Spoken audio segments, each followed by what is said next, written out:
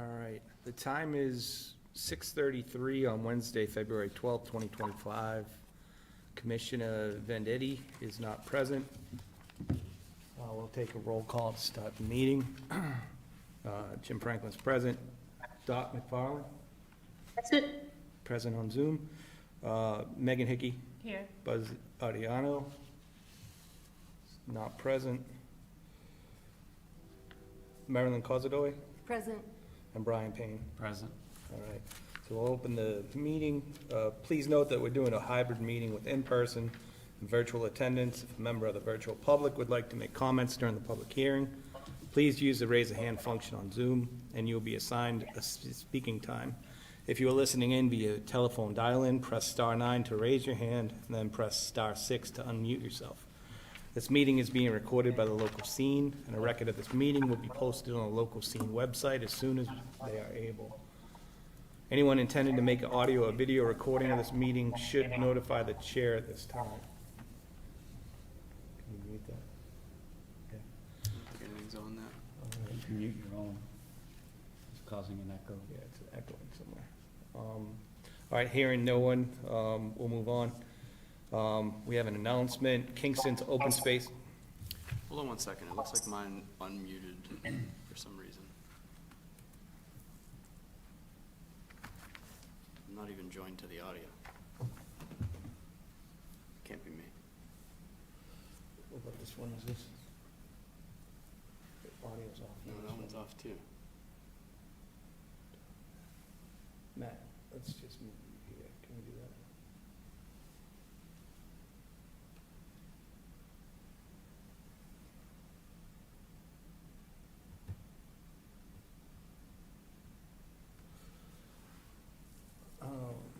How about on your keyboard, can you mute your laptop itself? All right, let's try. Kingston's Open Space Committee is seeking a new member. The committee assists conservation in overseeing the management and the use of conservation properties to help all of us better access and utilize the resources in a positive way. This is an opportunity for a resident to assist in implementing the town's open space plan, help and improve parking and trails, and identify future conservation and passive recreation priorities in town. Among the other benefits, you may inquire by calling the Conservation Department 781-585-0537 or emailing Juliana Dunham at jdunham@kingstonmass.gov.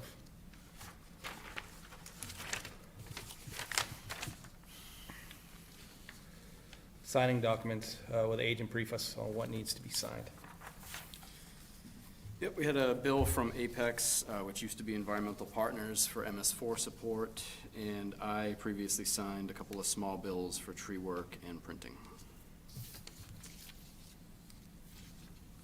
That's it.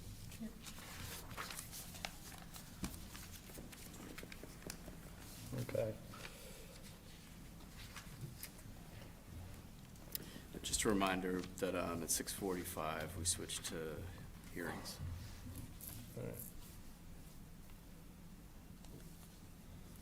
All right, we'll start with the action items. I will now open a public meeting to discuss the request for certificate of compliance for Eversource's Carver to Kingston Reliability Project, file number SE 037-0920. Does the agent have any comments? Sure.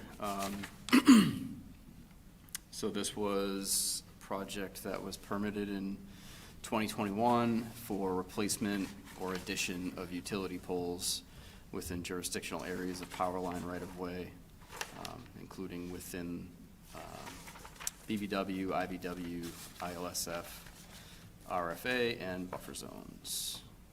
We did a site visit this morning, a little bit difficult to see everything based on ice and snow cover, but what I could see looked like everything had vegetated very well. Didn't see anything concerning. Again, couldn't see everything, but they also sent a PDF with site photos from when everything was in process and in completion back in 2022. that came in late, and I took a brief look at that earlier. So I don't see any, I had hoped to take a little bit more of a look at, there was a special condition on backfilling of excavation, special condition that they only use crushed stone in backfilling and not use any concrete or site material, trash materials, which is part of their management practices anyways. So I wasn't able to really take a look at any of that, but I don't really expect any issues with that either. As far as the filing goes, this was a little bit of a weird one when it was first permitted. The NOI was submitted with a plan set that was put together in GIS and was not stamped. And we, brought that up. They were able to have a PLS stamp and sign the front page of their 15-page site plan, and orders of conditions were issued. On the filing we received now, we have no stamp or signature on the as-built. There was a letter from a PLS sort of taking the place of usually we ask for a PE letter, but depending on what the project consists of, a PLS and a PE, in my opinion, are equivalent.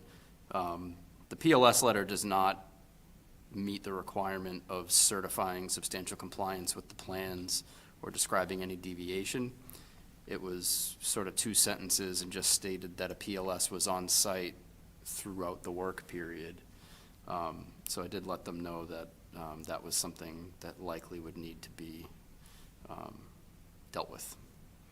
So that's sort of it. As I went to the site, didn't see anything concerning. I don't expect that there will be any issues. It looks like everything was done to spec.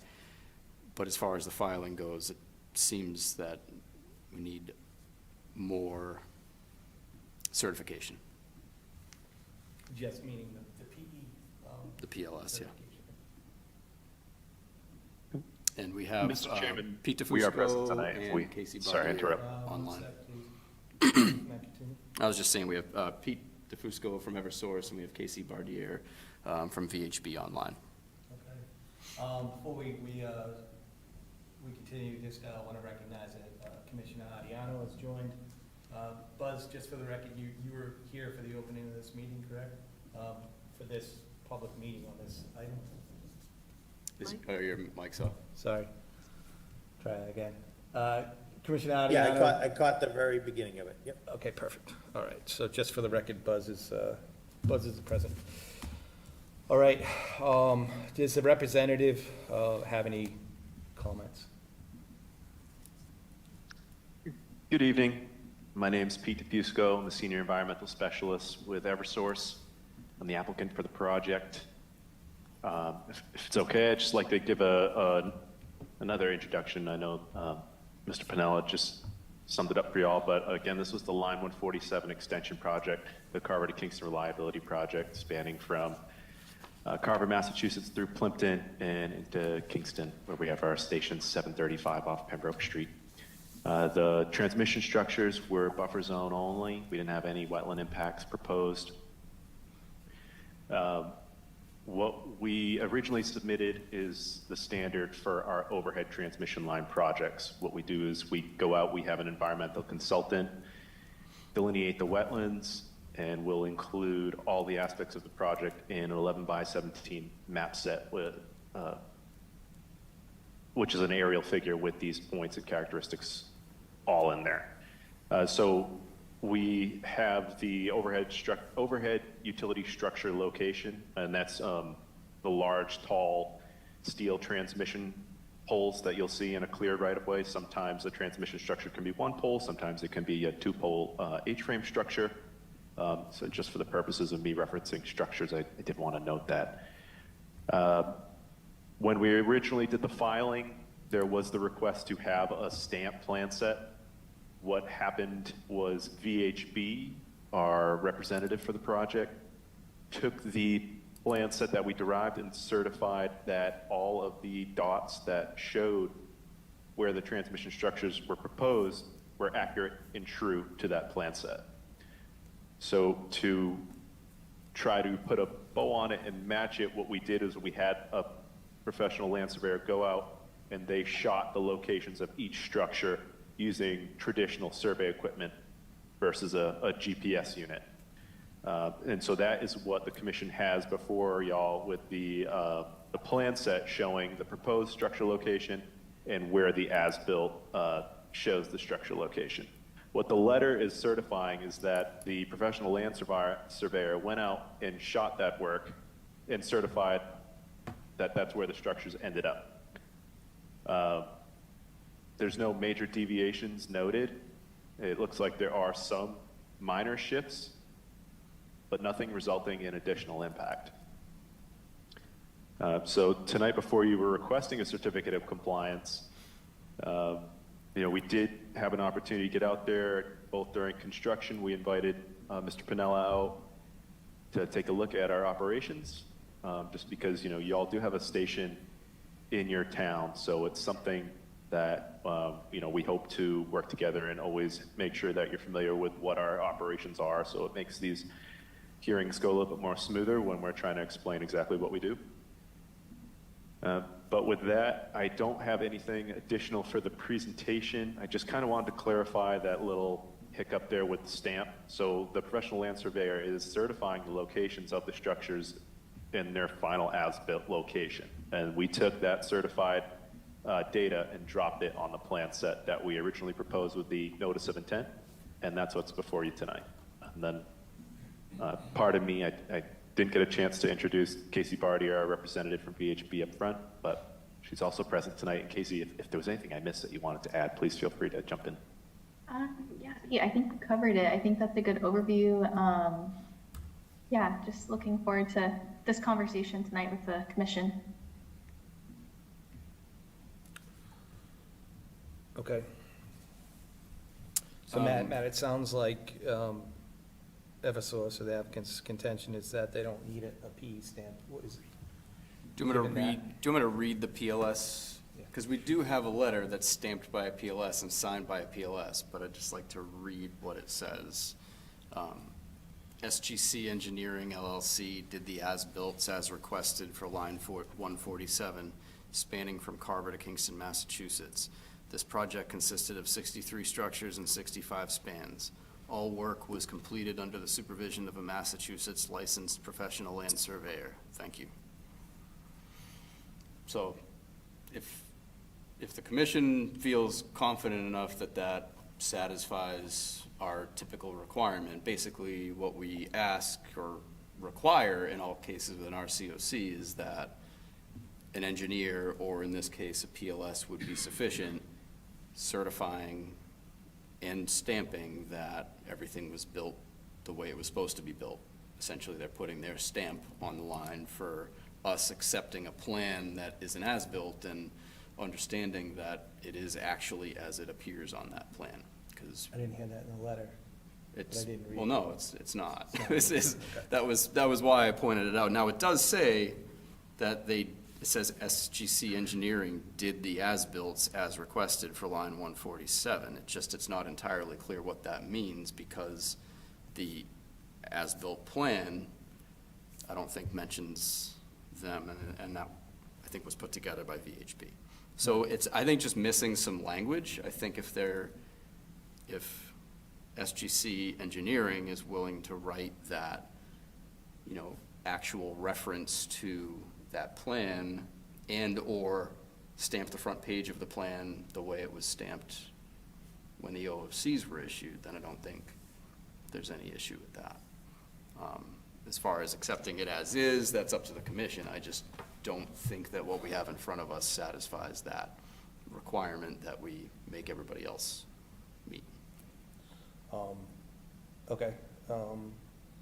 Me personally, if we're supposed to hear something specific in a letter and we don't get it, I think it's pretty clear to go back and ask for the letter, because if that's our standard operating procedure, we should stick to it and not deviate for any reason, because it just kind of creates a precedence.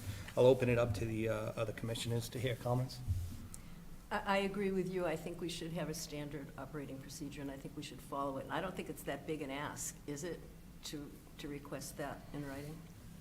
I would, as somebody who works in this side of it and has to get a lot of stamps, it's not a big ask, as long as everything was done and they're comfortable stamping. It should just be adding another sentence to it and getting it. If there's something that deviates, then it brings up the discussion, but I think it's important to bring up the discussion so that you can have that discussion and everybody knows full well on what may be getting signed off on. Any other comments? Buzz? And that's what that letter is stating, Can I? is that the work is accurate and true and stamped. Matt, And sure, go ahead before I go on. No, I think the key terms are certifying substantial compliance with the plans. So the PLS needs to certify that, you know, if all we're talking about is pole locations here, and that's essentially what we are talking about, is pole locations in areas of disturbance, that they're confirming that the pole locations were more or less put where they were supposed to be put on the plan of record. So now you guys have that plan that was put together with input from a PLS who went out in the field and shot them. It shouldn't be a stretch for that PLS to write, you know, to reference the name of the plan set and say that, you know, the as-built pole locations as shown in this plan set were shot by my firm, and I certify that they're in the locations where they were permitted, essentially. I mean, The letter has to support the fact that they are as-built and that he or they as a professional land surveyor is stating the same, that they're in compliance for our paperwork, correct? yeah. Peter, did you catch the nuance there? Really, we're looking for something that checks off our box versus your box. We want to hear that the Yes. land surveyor says that this meets, basically his language matches our language, what we want to hear. Which is, if there's something to disclose, disclose it. If there isn't, say that there's nothing to disclose and that these are the as-built, and that the rest of the letter can stay in as far as my understanding is. There's nothing in there that shouldn't be there. It's just missing a sentence as to stating that there is compliance and the as-built match what was put out as control documents. All right, sure thing, yes, understood. So other than just a little bit more language in this existing document, is there anything else that the commission needs?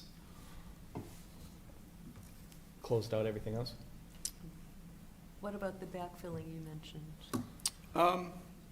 Yeah, I mean, there was, I think it was Buzz that had required or requested a special condition about the backfill.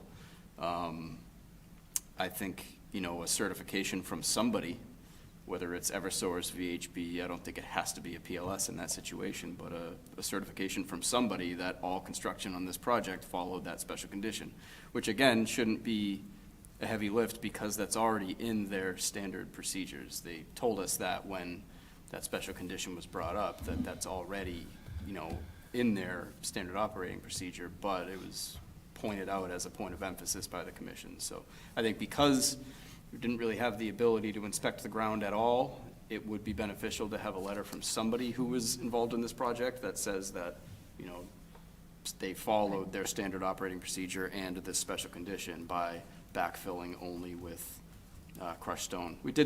I did see little bits of crushed stone up against the structures today, you know, where the snow wasn't covering, but I couldn't see the majority of those sites today. So just from my take on this, right, if you have an as-built, and it's certified as there's no deviations from what we put out there, this is the as-built.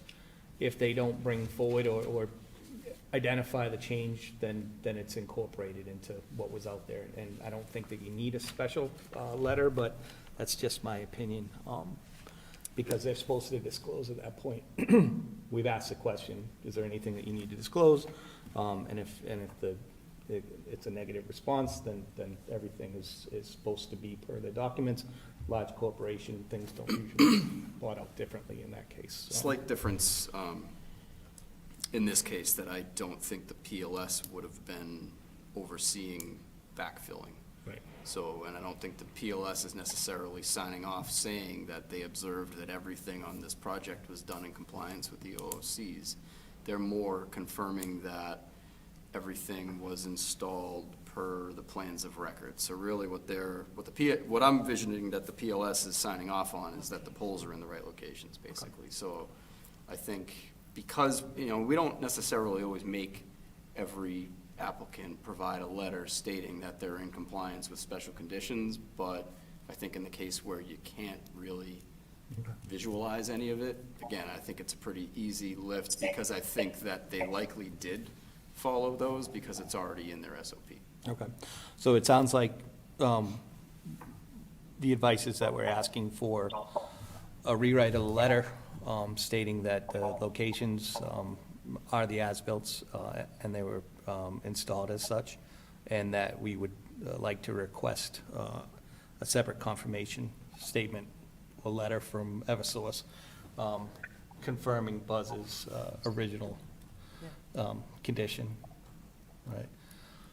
Is there any other conversation that we would like to discuss at this point, or perhaps there's a motion?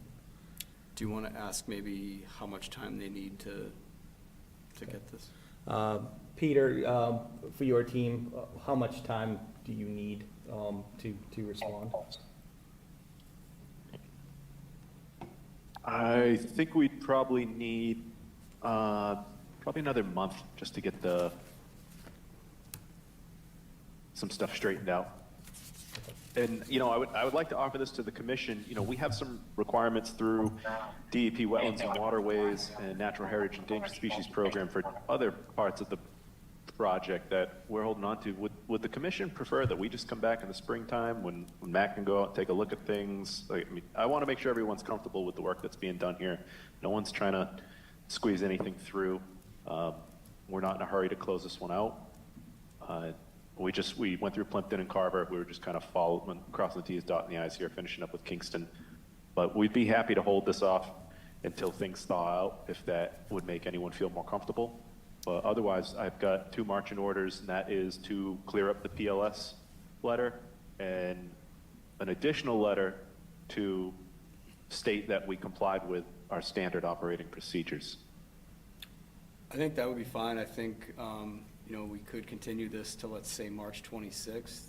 If Peter can get those 2 documents to me in the meantime, then we'll have no issue closing it out on March 26th. In the meantime, if we want to go out sometime in March, assuming that there will be some time without snow on the ground, which there should be, then we could go look at those. But I honestly, in this case, I think a letter from somebody, whether it's VHB or Eversource, I think is sufficient in this case. I didn't see, again, I don't want to overspeak because I really couldn't see the ground all that well. The reason I know there was good vegetative cover was because of all the seed heads, stalks sticking through the, couple inches of snow on the ground. So maybe we will go out and do another one, in a month or so.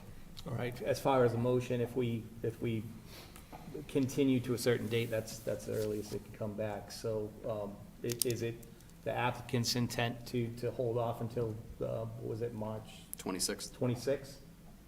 Yes, please. Okay, all right, perhaps I hear a motion to continue till March 26th to give them time and give Matt time to get out on site. I'll make that motion. All right, I have a motion, do I hear a second? We have a second by Megan. We'll take a roll call. Marilyn? Yes. Megan? Yes. Brian? Yes. Jim's a yes. Buzz? Yes. And Dot? Yes. All right, motion is unanimous. Thank you, Peter, thank you, Casey. Thank you. Good night. Thank you. All right, we got public hearings now.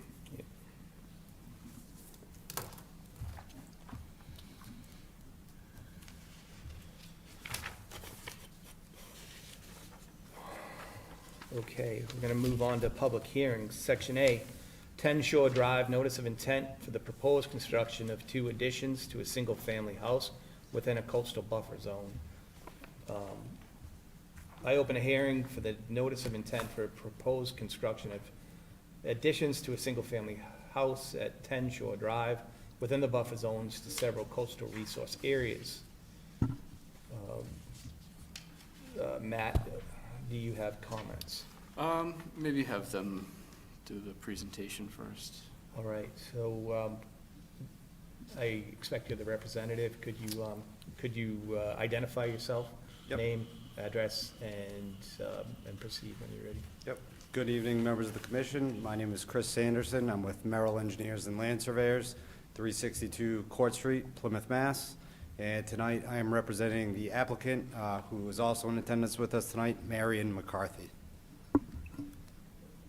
Matt, are you able to bring the plan up on the screen?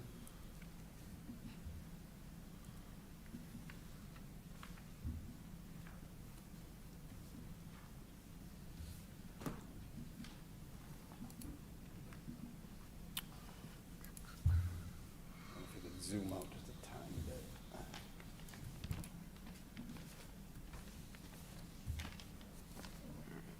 Start maybe with this area, and then I can scroll down. Yep. All right, so the subject property, 10 Shore Drive, is bordered by Shore Drive down to the south where you can't see here, Kingston Bay up to the north, and residential properties to the west and the east. So we have a real small lot, just over 4,000 square feet, accessed off of Shore Drive with a gravel, more of a crushed stone driveway. There currently is an existing single-family dwelling located on the lot outlined here. That is a two-story home. We have some stone walkways, a deck off the rear of the property here, some more steps and a rear entrance to the house back here, a little bit of lawn area in the backyard, some steps that kind of traverse down this revetment you see here, down to the beach area and the water. So we have several resource areas present on the site. A little out of sight back here, you have a distinct limit of seagrass, which is salt marsh. Between the salt marsh and the base of the revetment, depicted in that magenta line, we have a coastal beach area. Going up the revetment at elevation 12, we have a velocity zone for land subject to coastal storm flowage. And at the top of the revetment wall, depicted by the green line, we have a top of coastal bank. So we did submit another plan along with this, because I know in the Kingston bylaw, there are several buffer zones. So I don't think we need to quite look at that one now, but we did include that shows the 30, 40, 50, and 100 for each of those relevant resource areas. So what Ms. McCarthy is proposing as part of this project, the first component is a one-story addition that is 12 by 16 off the rear side of the house. So it's a rather small footprint of a home. She's looking to increase the square footage and do a kitchen extension project. Now that addition is fully encompassed by an already disturbed area of existing deck, which is outlined here. So currently that existing deck is 6.4 to the top of coastal bank. That top of coastal bank line kind of traverses along the revetment and then follows a retaining wall and ends up at the top of the stairs here. That's kind of why it jogs in. And the proposed addition is 12.4 feet, so no closer, as it's all within that existing footprint. The second component that's being proposed is a 6 by 12 covered porch on the front of the existing dwelling. So currently, there's no entrance along the front of the building. It's a side entrance over here. So we're looking to do a new front door entry into that kitchen area. Ms. McCarthy would really just like kind of a covered sitting area, being right on the water. The weather elements can be pretty tough out there in certain times of year, and really just looking for a kind of a small seating area in front of that entrance there. So with that being said, we are proposing a few different forms of mitigation for the project to offset any potential adverse impacts. The first being a couple areas of buffer zone mitigation plantings, depicted here and here. So those areas we are proposing total 200 square feet, which actually are a 1-to-1 ratio of the area of the proposed addition, as well as a portion of the covered porch that are within the 50-foot no disturb to the top of Coastal Bank. So those will be a mix of native plantings. And currently, I do want to point out that this lawn area, there's really no protection from the developed area to the resource areas down the revetment. Everything does kind of slope down to the ocean. So we see this as a great added benefit to the site to provide, you know, a barrier of protection from runoff, sediment, trash, kind of making its way down there. The second form of mitigation we're proposing to implement is a dry well. So that will collect all the roof runoff from the proposed addition, discharge into the dry well, and recharge into the ground. The orange line shown here depicts our limit of work. That will be a silt sock that will be installed prior to any work starting, remain in place throughout project duration, be monitored, fixed as needed, and not removed until the site is fully stabilized. So I think that pretty much covers anything. You know, we're more than welcome to hear feedback from the commission on this, answer any questions. You know, happy to have an open discussion on the project, your thoughts, and yeah, thank you. Matt, do you have comments? Sure, and I can throw that plan back up if anybody wants. I'm all digital tonight with this.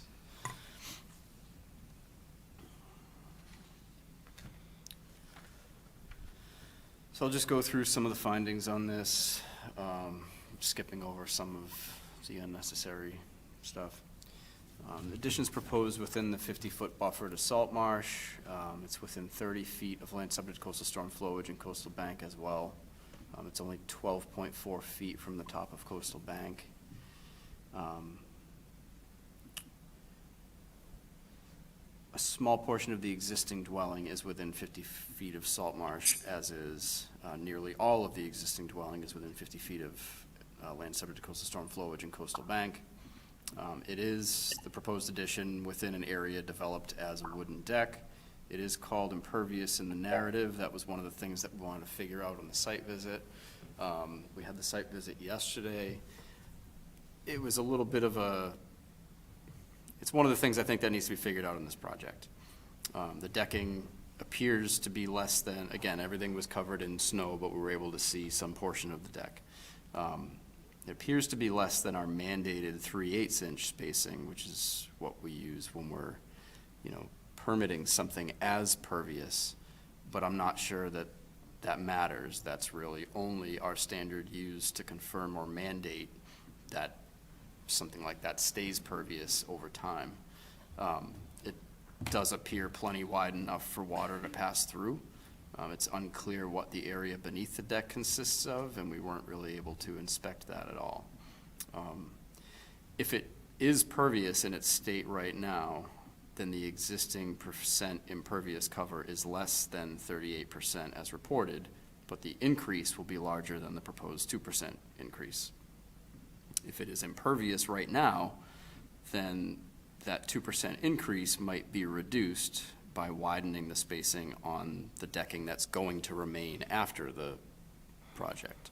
So I think it is important to figure out. I think that has a big effect on a project where variances are being requested, one of which for increasing impervious surface beyond, it's already beyond the 15% max allowed in KWPR, and proposing an increase further. I had just a question that you may be able to answer, that the narrative claimed a 2-foot rise to meet the land subject to coastal storm flowage standards. And I was just wondering if that was at existing deck height. So I saw something in the bylaw, I can't recall the exact language, but it said kind of, you know, speak to the future, anticipating that velocity zone elevation would rise. So I just wanted to point out that it's currently at elevation 12. If it goes up to 14, we're still horizontally outside of that with the addition, if it were to, you know, increase in the next several years, say. Okay. Out front, a portion of the proposed covered porch is within 50 feet of land subject to coastal storm flowage and coastal bank. Obviously, I point out all the 50-foot things because of the no structure setback in KWPR. A dry well is proposed with plan detail to infiltrate roof runoff from the proposed addition. I just questioned, is it sized properly? Is there any test pit data to show feasibility? We, from the site visit, learned that there isn't test pit data on that. And it should be noted that the dry well itself requires 3 variances, being only 9 feet from top of coastal bank. So it is just kind of a tough site in that aspect. As he said, 210 square feet of mitigation plantings proposed in existing lawn area on the top of coastal bank. From the site visit, the current condition of the property is not very protective of the resource areas. You do have that lawn going sort of gently sloping back right to the top of coastal bank. So mitigation plantings are definitely a benefit. Proper ESC is proposed. There were no mentions of buffer zones, no touch setbacks or variances in the narrative, but there was a separate letter requesting 9 variances. Only 6 of them are relevant, 3 of them were not. We already mentioned the impervious coverage increase. I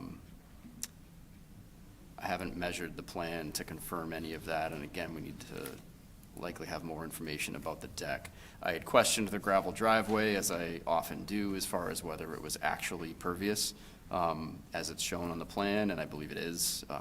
It was easy to inspect. There was a car there, so there was no snow on top of it, and it was large aggregate, you could pick up a handful very easily. It wasn't, you know, ones that are small aggregate, heavily compacted, where water likely doesn't get through. So that is good. I did note that a variance request would be needed just specifically for the impervious coverage, and that was not in the application. So, like many other Rocky Nook properties, the area abutting the coastal bank is in poor condition from a wetland protection standpoint. There's nothing stopping stormwater runoff from entering the bay untreated. Snow and ice prevented inspection of the existing downspouts, but it's likely that they run overland as well. This is definitely an issue needing attention in the area, since it's clear that development and property maintenance practices are affecting habitat and water quality in the bay. The only real positive is there appears to be not very much turf here. Couldn't really confirm anything from the snow, but just looks like that kind of small area between the deck and the top of coastal bank. As far as recommendations, Commission could approve the filing through issuance of 6, really 7 variances. The 6 requested, the one that's not. The 3 that weren't relevant are ones requested under KWPR 190.08B6. Minimum setbacks don't exceed the lot depth, so that's not required. Cumulative effects should always be considered. In this case, looking at the abutting properties, they both have larger homes than the one existing right now at 10 Shore Drive. So I don't think that approving this is going to spark a, huge amount of, building in that area. On the other hand, this area is very close to the shoreline. It's already heavily developed, and caution is always required when permitting further alterations this close to resource areas. Mitigation and limitations on contaminants entering Kingston Bay should be highly prioritized and scrutinized. I noted that mitigation plantings should always be protected by conservation posts with perpetual conditions. Those were not shown on the plan. And I questioned whether the mitigation area is sizable enough to mitigate an increase in percent impervious coverage. But I also noted that's hard to quantify. So we don't necessarily have, a good framework for how that's done. The plan says a final mitigation planting plan or schedule is to be prepared by a PWS or a landscape architect for commission approval. We would need that plan. Plant list looked okay to me. I had some comments about specific species, but that can be followed up on later. I mentioned that there was no mention of the large tree in the backyard in the vicinity of the proposed addition, and I questioned whether there was any change proposed. And then I didn't realize until I looked through my pictures from the site visit, but the tree looks like it's already gone. So I don't know if that was recently cut down or what, but that was something that I had questioned. It should be noted, this property is just landward of a designated mass shellfish growing area that is currently closed due to contamination. So I think every effort should be made to limit runoff in this area, as I mentioned before. If this project is approved, there's a list of special conditions like conservation posts in perpetuity, a detailed allowance for maintenance of the mitigation area. The proposed additional stockpile of silt sock should be reviewed as part of the pre-work ESC check. Any dumpster used as part of this project must be covered. We should talk about specifics on language for that. That's been an issue on coastal projects. And then the usual blurb about outdoor chemicals and fertilizers. And that's what I got.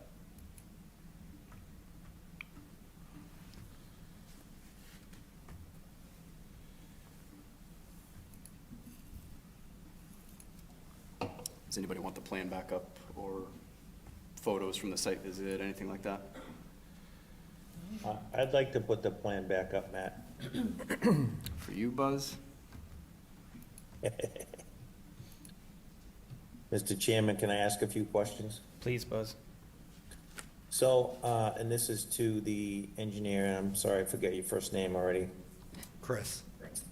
Chris. So on the cross-section of the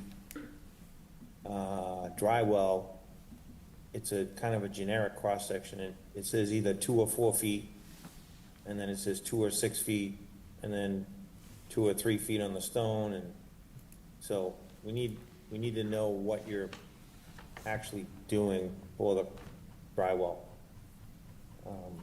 Because there's a whole bunch of things that can be done there differently. Okay, Left there. that's absolutely something we can clarify. Like you said, it is kind of our generic detail for dry Yeah, wells. no, Usually, I get it, yeah, I get it. I agree with Matt, so this has come up before. So I don't know about the test bit, but I think if you do some calculations and prove to us that you've got, enough storage to handle a substantial rain flow into the dry well by sizing it correctly, I don't know that we know it's gonna drain, but as long as we have sufficient capacity to handle like a really heavy storm, I think that's what we've done in the past. So if you could show that calculation, and then I have a couple clarifying questions. So there's an existing deck there now, correct. and the plan is to dismantle the entire deck? You're gonna take the whole deck down, build the addition, and put a new deck back, correct? Correct. The deck will basically traverse around the addition in the Right. same exact footprint it sits today, to kind of maintain that egress and ingress point, just because that is elevated kind of a lot higher than the lawn area. Yep. But the footprint won't change. Okay. And I think, So- we'd be happy to make sure that, what's below that can infiltrate water better, adequate spacing between the deck. My general thought is it's been there for so long, there's clearly no vegetation that can grow below the current deck. It's all blocked off. We couldn't even see under it. So I think we could improve upon, that aspect of the deck a lot. So that with the inclusion of a dry well, I think we're looking at probably an overall better situation for runoff that exists currently. Okay, so, thank you. So a couple more questions. Yep. So, when we remove the deck and build the new foundation, I'm assuming the new foundation for the one-story addition is some type of poured concrete? Correct. Probably a shallow protected foundation. I don't think the plan is to do a full basement type of foundation. Okay, well, we're gonna need to know that, just for the amount of disturbance. And then for the deck piers, we're gonna need something that's gonna minimize the disturbance such as a ground screw or a diamond pier or something. Yeah, I think the plan would be helical piles, but we can definitely clarify that. Okay. And then on the deck itself, the decking, we're gonna need to know the specifications, because if you're going with some type of, clip system, hidden screw system, you're not gonna be able to maintain a 3/8 spacing, because it's, more or less set from the factory. So we're gonna need to see a detail on how you're going to maintain that 3/8 spacing on the decking. Okay. And then, and this is an open-ended question, and just, you might be looking for some square footage of impervious versus pervious. Matt, if you scroll down to the front driveway,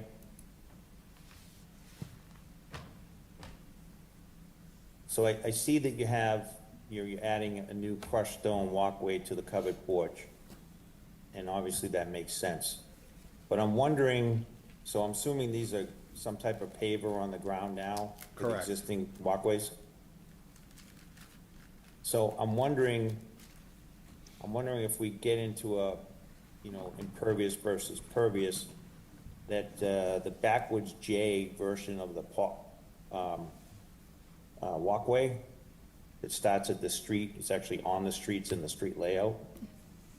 I'm wondering if that can be, modified or sacrificed so that you can put an actual, walkway up to the front door rather than tracking crushed stone into the house. This is just an idea. I'm not saying this is the right thing. Nope, much appreciated. And then if you scroll back up, Matt, to where the deck, where the walkway used to go in the side entrance there, I'm assuming, that's why it flares out right by there, by that 10'4" measurement. It looks like it goes tight to the foundation right there. So that actually comes right up to the deck. I think there's a step or two up from the walkway. I don't believe there's an entrance on this side. Oh, okay. I just didn't know why it flared out there. You know what? I do believe there is an entrance. Oh, that's what the entrance. Okay, yep, there is an entrance right here.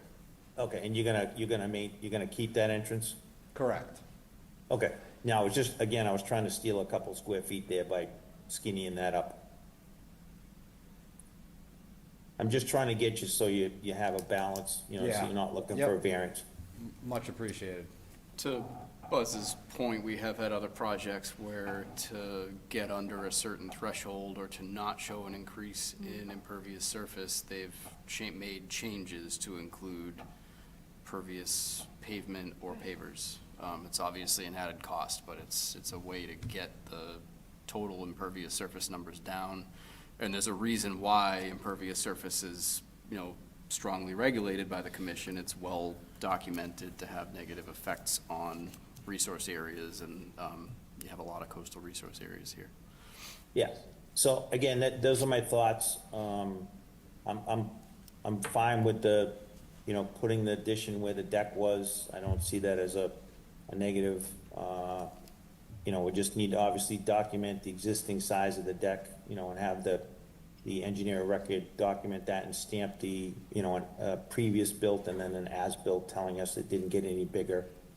And then figure out a way to, maybe change some of that walkway around. Again, I'm not trying to tell you what to do with the project, I'm just throwing ideas out. Nope, we fully welcome the recommendations, and we'll definitely look at all of this. All right. That's all I have, thank you. Thanks, Buzz. So I had a couple of comments too. One, I'd like to revisit the tree. Looks like there was a substantial tree there up until this year. Can you give me the history there? Correct. So Miss McCarthy went down to the tree warden's office. It was actually posing a pretty significant threat to the house and the neighbor's house, and she obtained permission through the tree warden to remove it, if I'm correct? I went in and told him the situation. It was held together by a wire up top, hanging. You have to go up there, I'm sorry.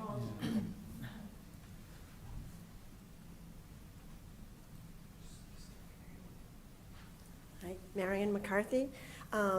So my neighbor first brought it to my attention. The tree was overhanging both roofs. And so I had somebody look at it, and he could see where it was split. I have some pictures if you need them. And so when he went up there was a wire holding the top of the tree together. So I just decided. So I came to the town hall, spoke to someone downstairs. She sent me to the tree warden. He had just stepped out, but I spoke to his assistant, told her what the situation was, location.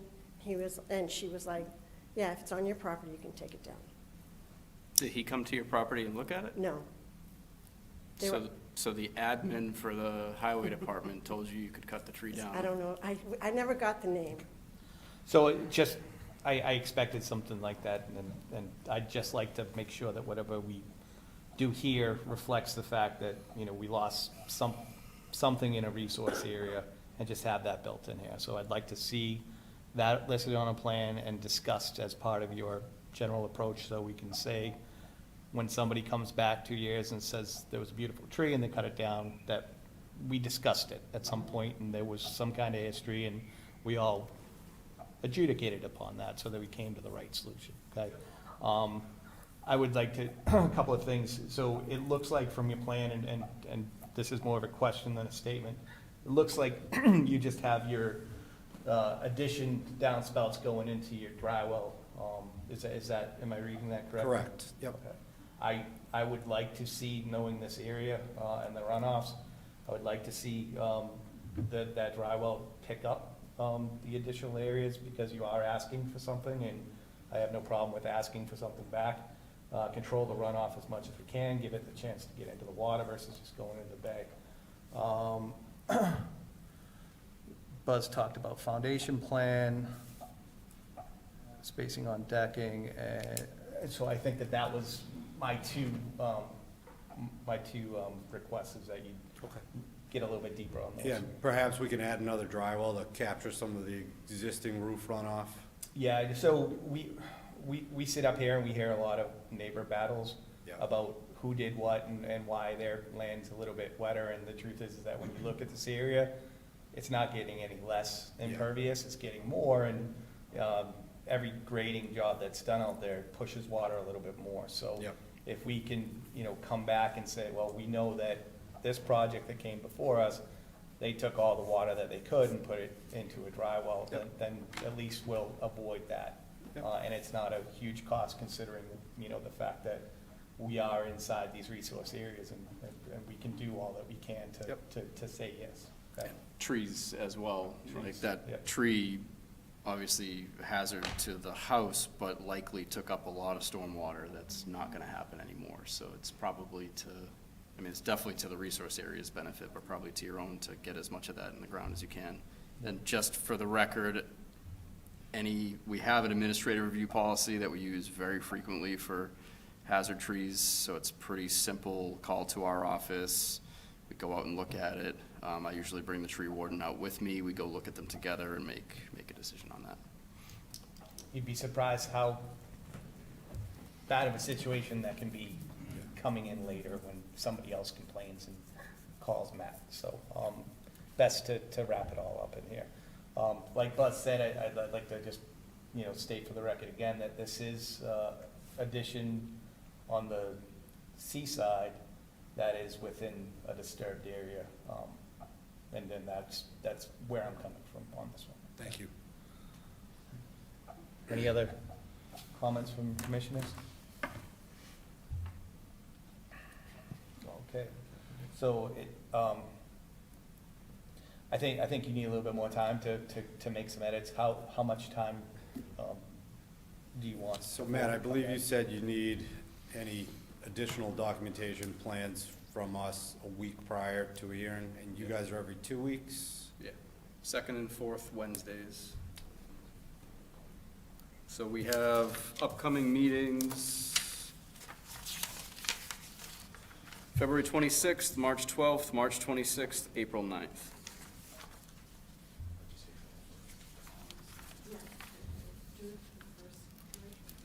So what were the March dates again?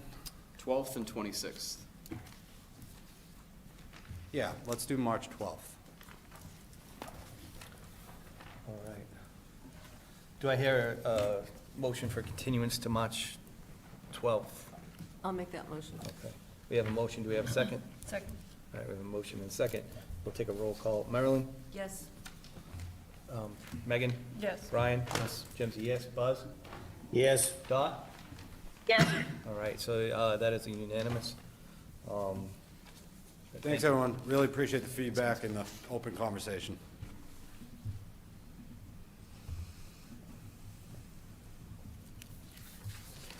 All right, we'll move to section B.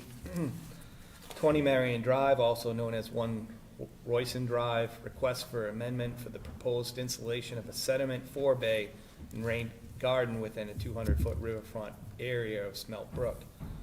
I reopen a hearing for the request for amendment for the proposal installation of a sediment forebay and rain garden within the 200-foot riverfront area of Smelt Brook. Does the agent have any comments? Yes, this was, at the last meeting, decided to put the project out for peer review from Horsley Witten Group. The applicant did drop off a check in my office within the proper amount of time. It took a long time to get that check deposited, and now we need to wait roughly, usually about 10 days to see when it clears. So in the meantime, I followed up with Horsley Witten Group, got a rough timeline for when they thought that they would be able to get everything back to me.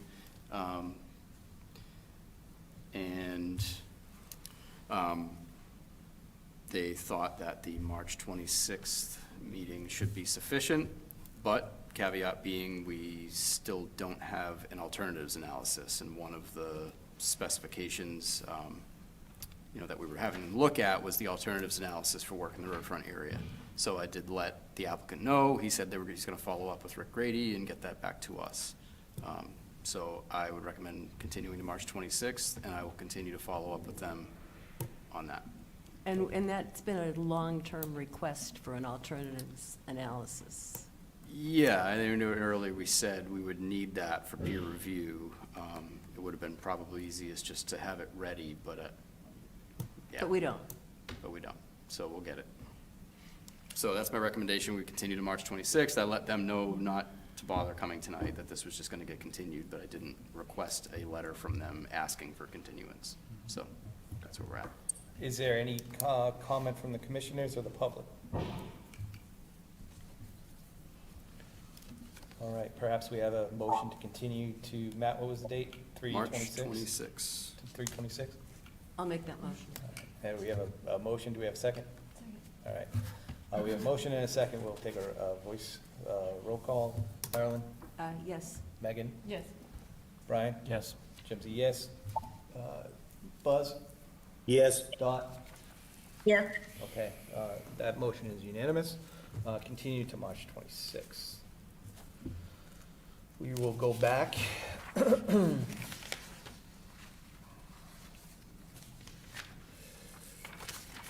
Should be 120. 120. 120. All right, I will now open a public meeting to discuss the request for certificates of compliance for 120 Country Club Way, file number SC 037-0850. Does the agent have comments? Sure.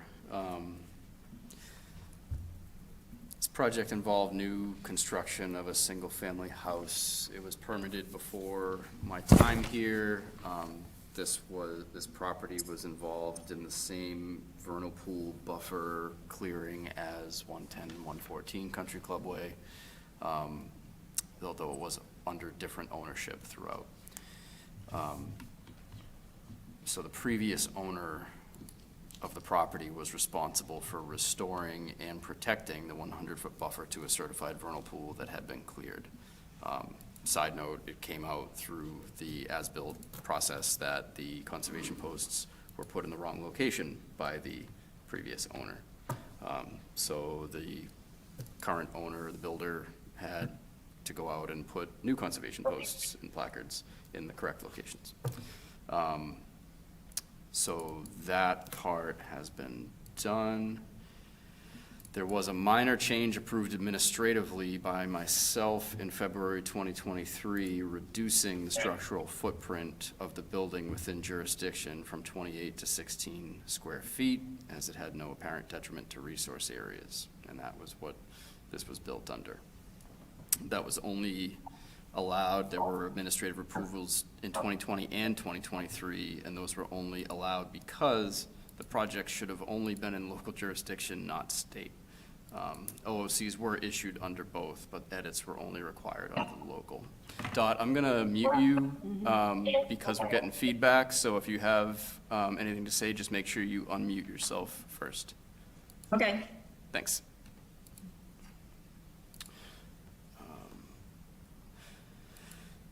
I can pull the plan up after I'm done going through this, if anybody wants to. The red line on the plan of record details the former approved building layout that was changed through that administrative approval that I mentioned. Changes that I noted between the as-built and the plan of record. Box fireplace on the east side of the house is not in the original plan. The corner slightly overlaps jurisdiction. The as-built does not show any of the front yard changes like driveway, septic system, though they are out of jurisdiction. That might be of concern with the commission. I thought having the septic as-built on file could satisfy that concern, and they said they could provide that. Originally, the as-built had shown no grading, though grading was proposed. I wasn't sure if that was particularly concerning to the commission, but there weren't distances to the resource areas or limit of work shown, which were requirements of the special conditions. The plan update does show 2-foot contours, but there's no detail as far as how the contours were determined or whether they represent a true as-built condition. In other words, I couldn't tell if they just pulled it off of GIS or something. I just thought it was worth mentioning. The rear deck was approved out of jurisdiction, and it was installed further to the east and now overhangs the outer 100-foot buffer to the IVW. So this is a situation where you have the 100-foot from mean high water of the vernal pool, which is within an IVW, so you have an outer 100-foot buffer to the IVW. So this deck area overhangs that. The southeast portion where it does overhang is cantilevered. The developer did communicate with my office about the potential for amending the permit to put supports in jurisdiction and chose to put cantilevers there instead. It's unsure if the deck is pervious or whether this change warrants amendment. The abutting property had similar issues, but it was within the no-touch vernal pool buffer, whereas this is not. We already talked about the conservation post being installed incorrectly. They did fix that. The updated as-built shows that. It shows 8 posts installed correctly at the edge of the 100-foot from mean high water line. We did a site visit this morning. Was that today? Yes. Yeah. Confirmed the new post locations. The old posts and placards are still in place. Sort of, maybe a winter issue. I'll talk about that again in a minute. There's what's called 1 to 2 foot plus or minus boulder retaining wall installed at the extent of the 100-foot vernal pool area within jurisdiction, wasn't permitted. This was installed by the contractor as part of additional erosion and sedimentation control measures to guide the front and side yard stormwater flow away from the wetlands to ease pressure on the ESC. So it is long-term still likely a beneficial change, but worth noting that that wasn't on the original plan. Could be considered landscaping. It is short, so that may not be anything major. Irrigation well installed outside of jurisdiction. It's not on the plan of record, but permitting is not required on that. The restoration area appears to meet the requirements of the EO and the restoration plan. We got a memo from ECR confirming that. The posts were the only issue, and now that's all set. The developer did confirm that they've completed all 3 maintenance items that were detailed in the compliance memo, and I confirmed that in a January site visit. So the project appears to be mostly built in compliance. I detailed several issues, mostly, minor. I said the applicant should respond with any necessary updates, and the commission can weigh in on whether certain portions of that are problematic or not.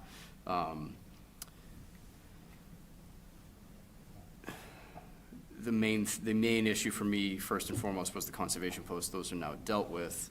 The commission should determine whether the old improperly placed posts and placards should be removed or cut off, or just pull the placards off, as well as whether you could issue a COC in the meantime and just set a deadline for that. It's up to the commission how they want to handle that. And I did write down just that the new property owner may need guidance on posts and wetlands. We did a site visit today. There was an old Christmas tree half covered in a plastic trash bag thrown in between the old and new conservation posts. And Kevin, the builder, pulled it out right away and threw it under the deck or, in the backyard. But maybe it blew there accidentally, but it's just not a great look given the importance of that resource area. I want to make sure that the homeowner knows that those conservation posts mean something and that nothing should happen behind those. Perpetual condition of any COC issued would be the permanent conservation markers, and I have that written out based on what it said in the OOCs, adding that this condition shall extend beyond the certificate of compliance with post markers remaining in perpetuity. Do you want me to pull the plan up? Yeah.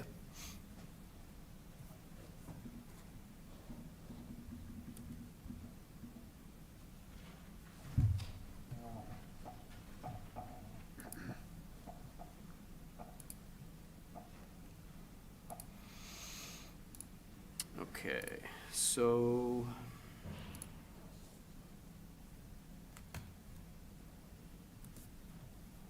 too much.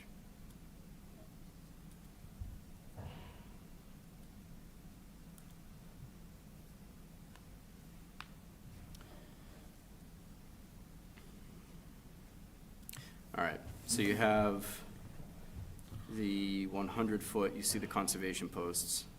That's the 100-foot from mean high water of the vernal pool, which is down here. Then you have the IVW that's outside of the vernal pool, and you have this hashed 100-foot buffer zone off of the IVW. So you have this area here, this corner here, basically this whole deck shifted closer and now overhangs, and you can see from this picture here how that was dealt with in terms of having all of those supports come down to one point outside of jurisdiction. This is the rock wall that I mentioned. This was installed to guide water down this way so that it did not go straight down into that protected area towards the wetlands. And this is looking towards the backyard, same rock wall right here. This is the restoration area right here that was vegetated years ago. And this is just a different view at that vegetated area. This right here is what I was talking about, just that tiny corner of what is called box fireplace. Wasn't on the original plan of record. I don't know if that's concerning to any commissioner. It is a very tiny overlap. Any other questions or comments about anything? We'll open it up to commissioners for discussion.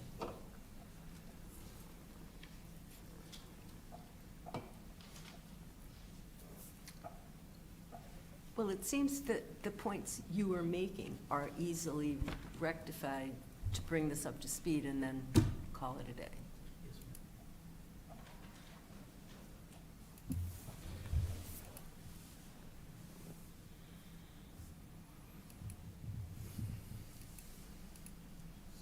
And I do agree that we should remove the old ones, so there's no misunderstanding with Christmas trees or anything else. Do you think it's feasible to pull them out this time of year? I think we can pull them out of whatever the commission wants. Whatever you think. I mean, if you think we should wait, but as long as it happens, so that there's no confusion. Yeah. It's, it's probably easier and as effective from a Just to, non-confusion standpoint to just cut Cut them 'em, at sure. the ground. They're probably PT, and are you leaching a small amount of chemical contaminants for no reason at that point? Maybe. there's not enough of them there that I think that's likely a big Wouldn't have an concern. impact. So I don't know that it matters either way, whether you pull them out or cut them off. That's up Okay. to the commission. It may Well, there might be be a more thaw disturbing tomorrow. to try to pull them out, because I don't know if you're not going in there and just Right. heaving them out by hand this Yeah. time of year, or really any time of year. So it might be Sure. less disturbing to the vegetation there to just have them cut, Yeah. close to the ground and be done with it. Or just cut them with a chainsaw. Chainsaw, is it okay to do that? As long as you're certified. Okay. I won't. Be You don't wanna careful. hurt yourself.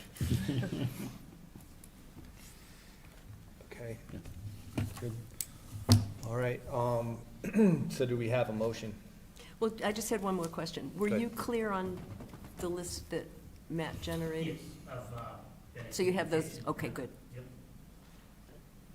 All right, so perhaps we have a motion to issue the You wanna COC. Close it?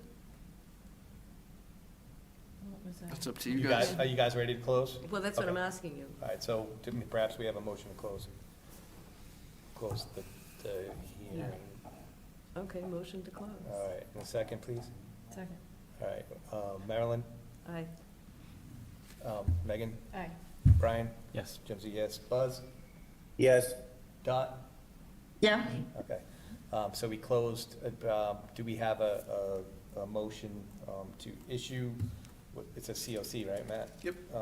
With the conditions that we discussed in the meeting? Do we have a motion? I'll make a motion. All right, Megan's gonna make a motion. Do we have a second? I'll second. All right, Brian will second. Roll, Marilyn, Yes. Megan, Brian, Yes. Jim's a yes, Buzz, yes, Dot? Yes. Okay, so Just- unanimous. Just for clarification's sake, so issuing a COC and still needing something in return, Upon the commission receipt can of- set a deadline, or they can just have me work with, the developer, the applicant, whatever, that if things aren't dealt with by a certain period of time, then We- we would go the enforcement route. Right. And then be back here again. No. But there is also consideration that you don't own the property anymore, right? We have a good relationship with the property owner. Okay, good. Cool. well, All it right. just, Matt, just for clarification, it sounded like he needs to cut off the old posts and pull them out of there and provide us with a septic as-built, correct? Those were, I think, the actionable things, yeah. Right, so let's get those done before we sign the COC and issue it. Mr. Chairman, if I might. Please. Matt, You gotta go up You to gotta- the Yeah, sure. thing. And please introduce you. Yeah, sure. Okay. Richard Donovan, a principal with Brewster Road Realty. Mr. Chairman, I believe, just to remind Matt, that I did supply him with an as-built for the septic. You did email me the Yeah, septic as-built? yeah. I have a septic as-built. Good. Even better. It One- could be one- my, One down. If I don't maybe have my it, my technical ability didn't work great, and it didn't forward to you, but if I don't know have I it, I did send will it to you. email you. and I could get you a hard copy either way.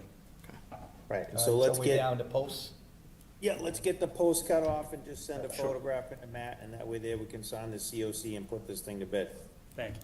He'll prepare, you guys have 2 weeks till we're back here, Yeah, and perhaps it doesn't get signed if we don't hear that you cut the posts with the chainsaw that took you 2 minutes, right? thank you, Mr. Chairman. Thank you. All right, moving on. I will now open a public meeting to discuss a request for certificate of compliance for 23 Spruce Street, SC number 0370932. Does the agent have any comments? Yes, just give me 1 second to pull that up.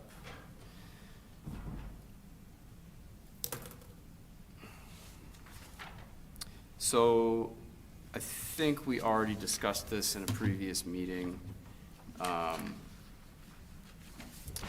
Essentially what happened is the What's conservation, the address again, Matt? It's 20 23 Spruce. 23 Spruce Street. Thank you. Essentially what happened is the conservation posts were installed behind the restoration area rather than in front. in early January, I was sent photo documentation of the posts having been moved, appearing to be in the right location. I emailed the applicant that we needed an updated as-built, and that the as-built that we had received incorrectly showed the locations of the posts. And so I wanted real confirmation that somebody was actually going out and shooting the conservation posts with sort of strong language, because that should never happen. Basically, the conservation posts on the as-built plan were shown to be in the location where they were permitted, and they were 30 feet away on the opposite side of the restoration area. Like, that shows that nobody went out and located that. This was not ideal. The builder responded and said that they needed to follow up with their engineer on that, and the builder was going on vacation. So we did not set any dates for anything. We're still waiting on information. I don't necessarily know how long it's gonna take them. It's up to the commission how they wanna handle continuance. Everything else, on the project seemed to be the way it was supposed to be. And it did appear that the posts were now in the correct location, but like we discussed earlier, need stamped, signed. Yeah, so I'll just make a motion that we continue to Yeah. the next hearing and go from there. I'll second it. All right, a You wanna motion, do you're talking the next meeting, the 26th? Buzz said the Yep. next, which is 26, yep. So we have a motion to continue to February 26th, and a second, we'll take a roll. Marilyn? Yes. Megan? Yes. Brian? Yes. Jim's a yes. Buzz? Yes, Dot? Yes. All right, so that's unanimous. Continue to February 26th.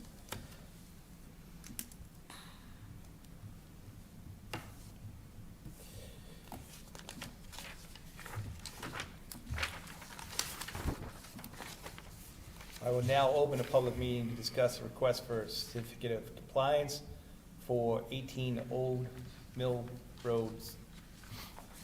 Old Mill Road, combining two requests together under SE 037-0653 and 037-0772.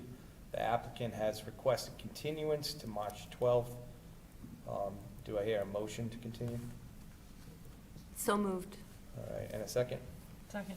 All right, Marilyn? Yes. Megan? Yes. Brian? Yes. Jim's a yes. Buzz? yes, And Dot? Yes. All right, so we will continue that to 3/12. Let's see. Enforcement, Matt, no enforcement items? No enforcement, No minutes to improve? no minutes. Updates, how about you give the update on BMF? Sure. I can show you pictures while I'm talking. So the restoration project at Blackwater Memorial Forest, the actual full project has kicked off on Monday. Did a site visit there this morning. These photos won't look amazing in the sense that restoration, while it's happening, is very kind of heavy-handed. So But that's the east side? That's so wild. yeah, this is on the east side. What they're doing there is filling the internal or lateral ditches there. Usually about 20 feet from the perimeter ditch is what's gonna be filled. The rest of it will naturalize, so we don't end up with stagnant water and mosquito breeding. These ditches here are gonna be filled in with wood chips and then caved in with the banks here to make that gradual edge. So you're filling it with a like a carbon and that will act like a filter and then just put Yeah. the soil over it? Yeah, the wood chips being in the water takes phosphorus and nitrogen out of the water. So it's being used to clean up flow through cranberry bogs down the Cape where they have a lot of septic issues. Get through to some of the other parts of the site. This is the work that just started this week, right? Yeah, so the tree work happened about a month and a half ago, so it already looked pretty open, Yeah, but wild in there. very different now. So where this is right now is by the eastern water control structure. Oh, Oh, okay. So Oh, right wow, that here, looks way Right. different. this is Wow. the old water control structure, and most of the flow came down this way through the perimeter ditch. So what it calls for, I'll show you in a minute, there's a notched log weir that's gonna replace the water control structure to hold the elevation where we want it, and it's gonna flow through a natural stream channel here when this is all removed. But they already dug the beginning of it right here, which is gonna take the water towards the central ditch, and this is gonna be filled in. So you're not gonna have all of the flow now going down the side, it's gonna be back to the middle, raise the water table a little bit throughout that area, get better wetland, soil characteristics through there. And then the perimeter. That's a ditch closer is look at that. filled This in. is standing on the dike looking south by that water control structure, and this is that kind of first curved part that's gonna happen there. This is the notched log weir, so this is looking north. The water control structure is right here, behind where he's standing. So this is now where the water's gonna spill over through here, and this is gonna be the stream channel with a bridge over it when it's done. Again, that's looking south in that location. He's standing on the notch log where the water control structure is right behind. This is the dike. North is to the left. All of the in-water work is going to wrap up by March 15th because it has to for fish restrictions for eel and herring. More eel here than anything. So they'll be done with the in-water work, and then through April, they should be back resurfacing the whole walking surface around. And the goal here is to have the equivalent of an ADA accessible path around the old bog. So we could have one loop that is flat, wide, passable. I don't think it'll meet the state's standards for that, but it will be functionally, What would the passable. surface be? Crushed, like stone dust. Yeah. Yeah. There was, JRWA commented on this about, using other materials than stone dust, but this came out as really the only viable option. There was a stabilized aggregate option that was another $120,000 or something to do, so we really didn't have the ability to do that. And that picture that we're looking at, Matt, what species did you leave inside the old bog? White pine, red maple, they're gonna be treating gray willow. Gray willow is an invasive large shrub, they're gonna be treating that.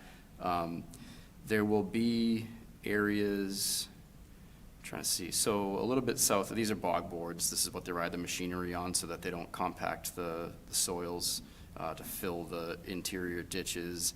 And they're also gonna use them to get out, there's a few areas here where they had upland soils, white pine, really dense, closely packed together, nothing growing underneath them. Those areas they'll do what they call micro-topography work. They'll go in there with the machine, they'll either just knock the trees, they're more saplings, they'll knock them over or they'll rip them out and kind of make a little pile of them for habitat, and they'll just take little bits of that soil and flip it over, sort of getting a pit and mound topography in that area, and it promotes more wetland soils and wetland plants. So we're not doing that throughout the whole project because it doesn't need it. A lot of the site has really good wetland soils already and wetland plant species already, but in some of these areas, they're gonna be in there essentially making a mess and making, better long-term wetland conditions. And I just asked them to leave, a 15, 20-foot strip of those regenerating pines along the trail so that it's not as immediately like, oh my God, you made a mess out there. And then as the interior revegetates and looks better, we'll just girdle the pine trees along the edge and let them die. And there was So a we're taking all the Audubon, pine out. eventually. So we're not doing that as part of this project. So I tried to kill the pines in this complex with adding a board to the water control structure and flooding them out, but it didn't work. They just turned yellow and laughed at me. But we're trying to be as light-handed with this whole project as we can. So one of the ecologists at Mass Audubon said he has a summer crew with chainsaws and they go out and do a lot of habitat work. He said that he was willing to bring them and do, kind of just walking around girdling the pine trees, just cutting around, you can kill them that way, leave them standing. Or you can make some piles, like I said, it's good for habitat value to occasionally just have a little pile of stuff like that. So it's long-term for killing all the pines, but what we're doing with this project is trying to make the hydrology better, make the soils better, and promote what's already good about the site. And then things like the pine trees that are sort of an artificial habitat growing there right now, over time, we'll just pick away at with a lighter hand than this. This is looking down the west side. They've already filled in this perimeter ditch pretty well on this side, and they'll just be pushing just a little bit of that. So essentially what's gonna happen when they're done with the in-water work, then our engineer will assess the perimeter road and assess whether it needs a sub-base, because the plan called for an 8-inch base of crushed stone with, I think it's 4 inches of stone dust on top of it. And when I say, I think it was crusher run, it was like basically 8 inches of like a really hard compacted surface underneath, because that's what you need to make ADA compliant trails.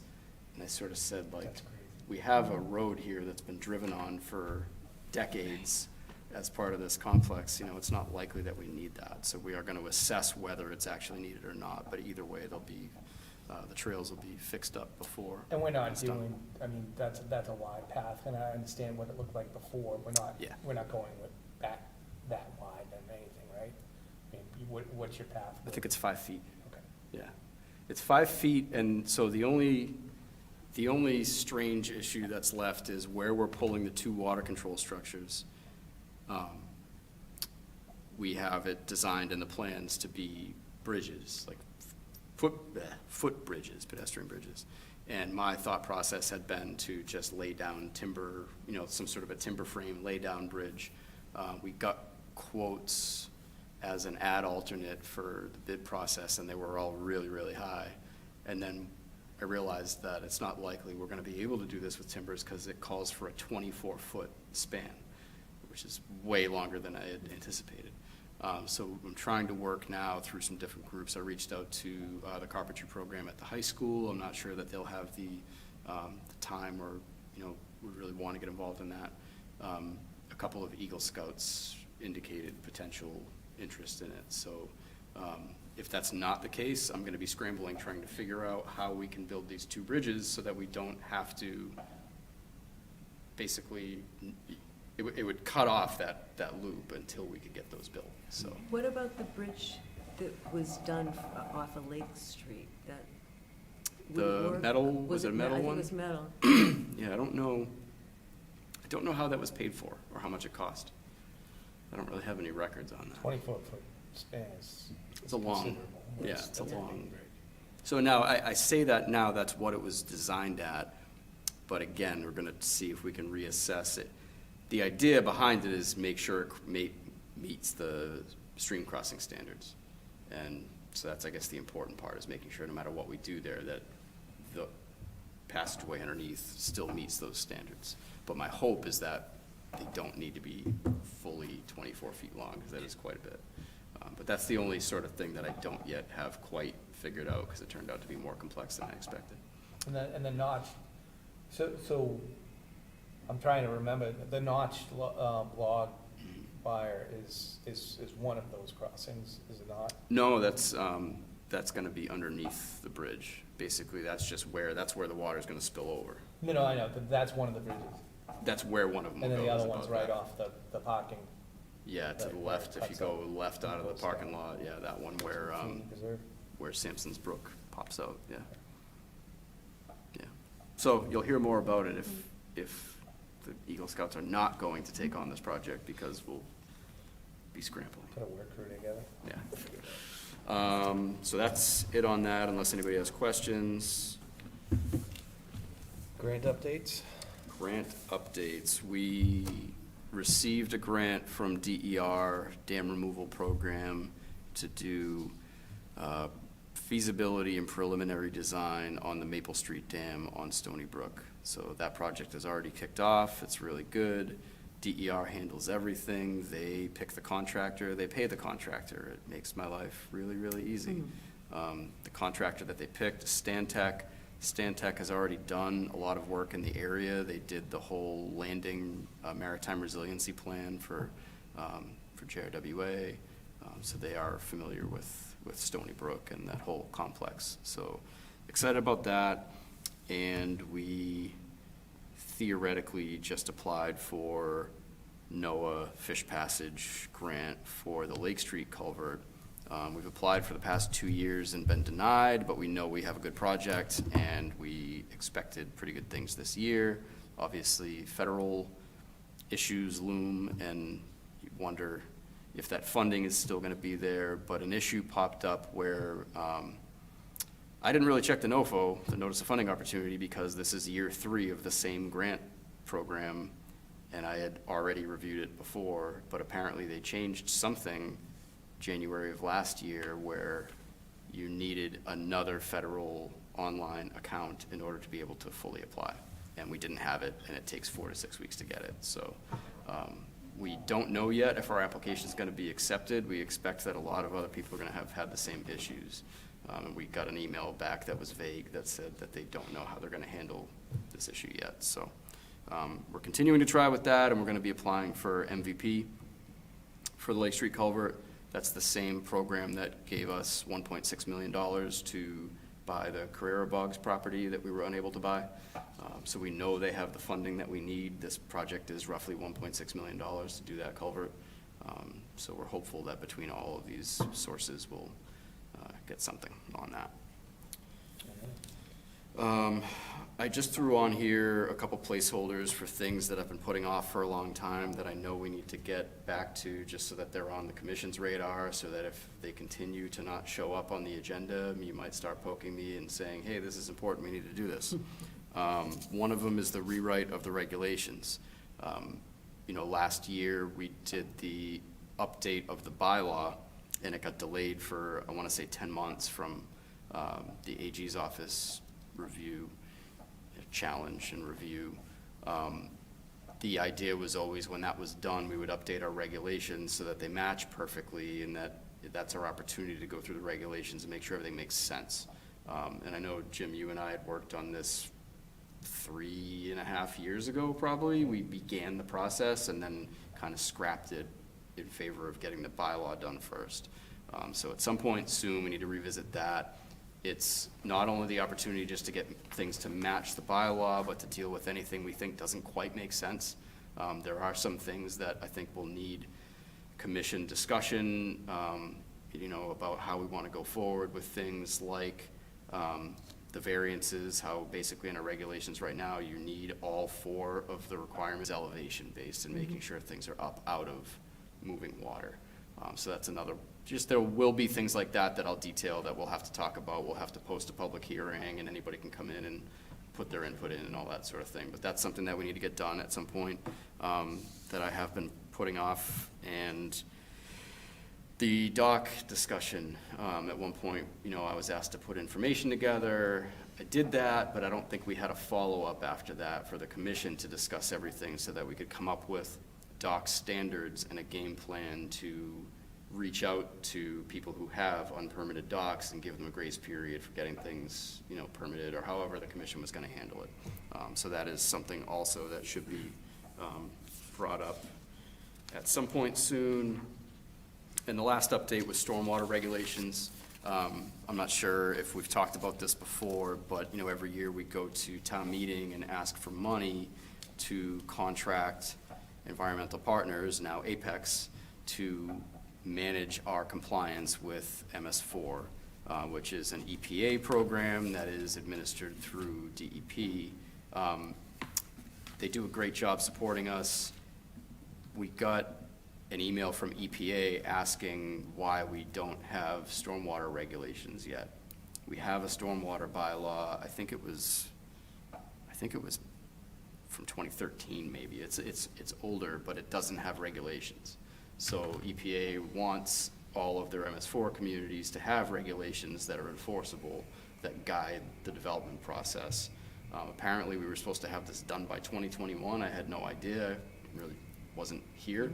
And so Apex tried to buy us some time by showing all the stuff we've been doing, and they said, yeah, looks great, we want it done by June. So we have until the end of June of this year to pass, and implement stormwater regulations for our stormwater bylaw. The process for that will be, and Apex is taking some of our year 7 MS4 support money, deferring a few tasks to next year, using the money to help us with this. What they're gonna do is put together a couple of sensible regulations from comparable towns that pass EPA's standards for what they want, and we'll have the opportunity to kind of review and make sure they do what the commission and the planning board would want them to do, and we will have a joint meeting with the planning board where both boards will vote on those regulations. And again, that'll be a public hearing, public can attend, and all of that. So that's something that's coming up that I wanted to make sure people know about, so when it does pop up, we didn't just make it up and decide, hey, let's have stormwater regulations. It is something that is being pushed down, but it is beneficial. All of the stuff ultimately makes for better water quality and a better, healthier community, so. Matt, are you planning to have a public input prior to us meeting to review it, or, will it be public, will the draft be published with a review period for? I think it makes sense. I think what we would do is when we have what we think is a good draft, to publish it on the website, make sure all the planning board and conservation commissioners have it, and that way when we send out the public hearing notice on it, have the link to where it is on our website. I think that is the best way we could do it anyways. As far as other communities in your discussion, who would be, if we were gonna plagiarize somebody, who has similar, is it Marshfield with their rivers? I don't know. What's comparable to Jones River that? in EPA importance? shared, I want to say it was Lincoln Really? as a model.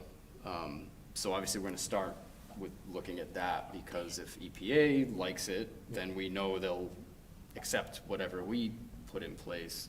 But, we want also, I guess we have potentially, issues that other towns don't have, where we do have the coastal area, the river, all of that. So we want to make sure all of that is wrapped in. In the ocean.